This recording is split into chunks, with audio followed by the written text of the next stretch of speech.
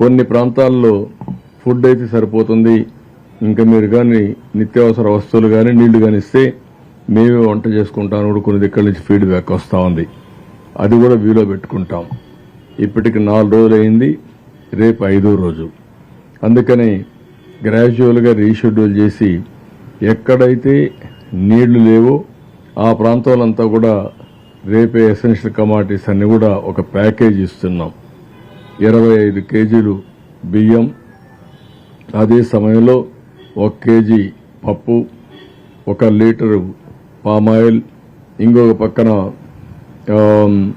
Potato 2 కేజీలు, tomato onion 2 కేజీలు ఇస్తున్నాం. ఇవి ఒక ప్యాకేజీ కింద. చక్కెర 1 కేజీ ఇస్తున్నాం. 5 వస్తువులతో ప్రతి ఒక్క ఇంటికి మనం ఈ ప్యాకేజీ ఇచ్చి అవన్నీ డిస్ట్రిబ్యూషన్ స్టార్ట్ చేస్తున్నాం. 25 కేజీల బియ్యం, 1 కేజీ చక్కెర, 1 లీటరు ఆయిల్, అదే సమయంలో 1 కేజీ పప్పు, 2 కేజీలు పొటాటో, 2 కేజీలు ఉల్లిపాయలు. దీంతో ఒక ప్యాకేజీ ప్రతి ఒక్క ఇంటికి చేరుస్తాం. ఈ రోజు రేపు పాలు కూడా ఇస్తాం. ఇప్పటి వరకు అయితే ఇచ్చేటన్ని కూడా బిస్కెట్స్ కానీ, పాలు కానీ, భోజనం కానీ, మంచినీళ్లు కానీ, అదే మరి వీలైతే పళ్ళు అయితే ఈరోజు ఇచ్చాం కానీ రేపు దొరికితే చూస్తాం. ఇవైతే రేపంతా కూడా ఇస్తాం. రేపు రాత్రికి తగ్గించమని కూడా అడుగుతున్నారు. అవసరమైతే ఇంత క్వాంటిటీ కాకుండా మార్నింగ్ బ్రేక్ఫాస్ట్ ఇచ్చి, లంచ్ ఇచ్చి, నైట్ డిన్నర్ కావాలంటే కొంచెం రేషన్లు ఇచ్చేస్తాం.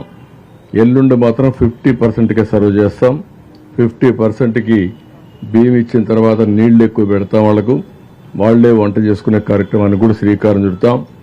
ఎక్కడైనా సరే గ్యాస్ సిలిండర్స్ వచ్చిన తర్వాత అవన్నీ రీఫిల్ చేసుకుంటారు.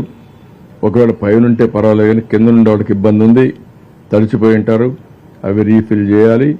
అదే మరి స్టవ్లు కూడా చెడిపోయి ఉంటే అవి రిపేర్ చేసుకోవాలి. అవి వాళ్ళు చేసుకుంటారా, డిపార్ట్మెంట్ చేయాలన్నా ఏం చేయాలన్నా అవన్నీ వర్కౌట్ చేసి యాక్టివేట్ చేస్తాం.